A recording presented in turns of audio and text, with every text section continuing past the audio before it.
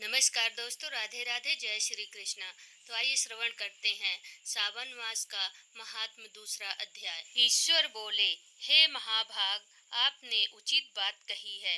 हे ब्रह्मा पुत्र, आप विनम्र, गुणी, श्रद्धालु, दयालु तथा भक्ति संपन्न श्रोता हैं। हे अनग, आपने श्रावण मास के विषय में विनम्रता पूर्वक जो पूछा है उसे तथा जो नहीं भी पूछा है वह सब अत्यंत हर्ष तथा प्रेम के साथ मैं आपको बताऊंगा। द्वेष न करने वाला सबका प्रिय होता है और आप उसी प्रकार के विनम्र हैं, क्योंकि मैंने आपके अभिमानी पिता ब्रह्मा का पांचवा मस्तक काट दिया था, तो भी आप उस द्वेष भाग का त्याग कर मेरी शरण को प्राप्त हुए हैं। अतः हे तात, मैं आपको सब कुछ बताऊंगा। आप एकाग्रचित होकर सुनिए। हे योगिन, मनुष्य को चाहिए कि श्रावण मास में नियम पूर्वक नक्त व्रत करे और पूरे महीने भर प्रतिदिन रुद्राभिषेक करे। अपनी प्रत्येक प्रिय वस्तु का इस माह में त्याग कर देना चाहिए। पुष्पों, फलों, दांतों, तुलसी की मंजरी तथा तुलसी दलों और बिल्व पत्रों से शिव जी की लक्ष्य पूजा करनी चाहिए। 1 करोड़ शिवलिंग बनाना चाहिए और ब्राह्मणों को भोजन कराना चाहिए। महीने भर धारण पारण व्रत अथवा उपवास करना चाहिए। इस मास में मेरे लिए अत्यंत प्रीतिकर पंचामृत अभिषेक करना चाहिए। इस मास में जो जो शुभ कर्म किया जाता है वह अत्यंत फल देने वाला होता है। हे मुने, इस माह में भूमि पर सोए ब्रह्मचारी रहे और सत्य वचन बोले। इस माह को बिना व्रत के कभी व्यतीत नहीं करना चाहिए। फलाहार अथवा हविष्यान्न ग्रहण करना चाहिए। पत्ते पर भोजन करना चाहिए। व्रत करने वाले को चाहिए कि इस मास में शाक का पूर्ण रूप से परित्याग कर दे।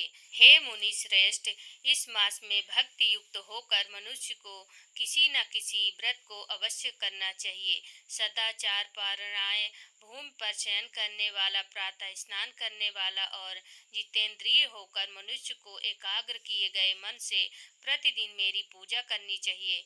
इस मास में किया गया पुरस्चरण निश्चित रूप से मंत्रों की सिद्ध करने वाला होता है। इस मास में शिव के षडाक्षर मंत्र का जाप करना चाहिए अथवा गायत्री मंत्र का भी उच्चारण करना चाहिए और शिव जी की प्रदक्षिणा, नमस्कार तथा वेद पारायण करना चाहिए। पुरुष सूक्त का पाठ अधिक फल देने वाला होता है। इस मास में किया गया ग्रह यज्ञ, कोटि होम, लक्ष्य होम तथा अयुक्त होम शीघ्र ही फलभूत होता है और अभीष्ट फल प्रदान करता है।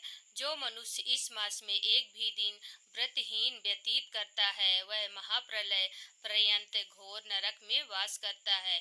यह मास मुझे इतना प्रिय है उतना कोई अन्य मास प्रिय नहीं है। यह मास सकाम व्यक्ति को अभीष्ट फल देने वाला तथा निष्काम व्यक्ति को मोक्ष प्रदान करने वाला है। हे सत्तम, इस मास के जो व्रत तथा धर्म हैं उन्हें मुझसे सुनिए।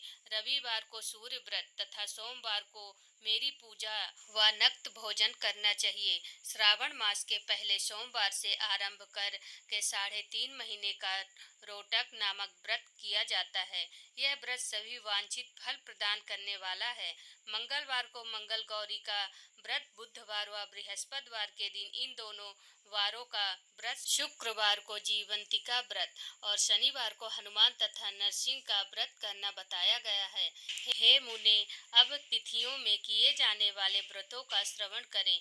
श्रावण के शुक्ल पक्ष की द्वितीया तिथि को औदुंबक नामक व्रत होता है। श्रावण के शुक्ल पक्ष की तृतीया तिथि को गौरी व्रत होता है। इसी प्रकार शुक्ल की चतुर्थी तिथि को दुर्वा गणपति नामक व्रत किया जाता है।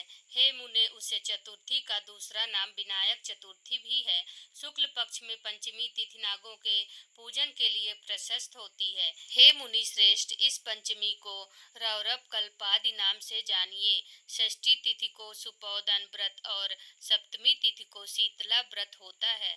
अष्टमी अथवा चतुर्दशी तिथि को देवी का पवित्रारोपण व्रत होता है। इस माह के शुक्ल पक्ष तथा कृष्ण पक्ष की दोनों नौमी तिथियों को नक्त व्रत करना बताया गया है। शुक्ल पक्ष की 10वीं तिथि को आशा नामक व्रत होता है।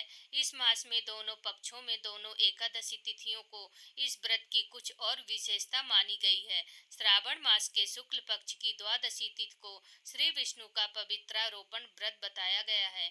इस द्वादशी तिथि में भगवान श्रीधर की पूजा करके मनुष्य परम गति को प्राप्त करता है। उत्सर्जन, उपाकर्म, सभा दीप, सभा में उपाकर्म, इसके बाद रक्षाबंधन, पुनः श्रवणा कर्म, सर्प बलि और है ग्रीव का अवतार, ये 7 कर्म पूर्णमासी तिथि को करने हेतु बताए गए हैं। श्रावण मास के कृष्ण पक्ष में चतुर्थी तिथि को संकष्टी चतुर्थी व्रत कहा गया है और श्रावण मास के कृष्ण पक्ष की पंचमी तिथि के दिन मानव कल्पादि नामक व्रत को जानना चाहिए। हे द्विजोत्यम, कृष्ण पक्ष की अष्टमी तिथि को श्री कृष्ण का पूर्ण अवतार हुआ।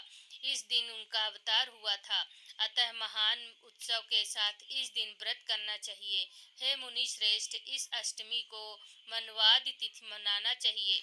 श्रावण मास की अमावस्या तिथि को पिठोरा व्रत कहा जाता है। इस तिथि में कुशों का ग्रहण और वृषभों का पूजन किया जाता है। इस मास में शुक्ल पक्ष की प्रतिपदा तिथि से लेकर सब तिथियों के पृथक पृथक देवता हैं। प्रतिपदा तिथि के देवता अग्नि, द्वितीया तिथि के देवता ब्रह्मा, तृतीया तिथि की गौरा और चतुर्थी के देवता गणपति हैं। पंचमी के देवता नाग हैं और षष्ठी तिथि के देवता कार्तिकेय हैं। सप्तमी के देवता सूर्य और अष्टमी के देवता शिव हैं। नवमी की देवी दुर्गा, दशमी के देवता यम और एकादशी तिथि के देवता विश्वदेव कहे गए हैं। द्वादशी के विष्णु तथा त्रयोदशी के देवता कामदेव हैं। चतुर्दशी के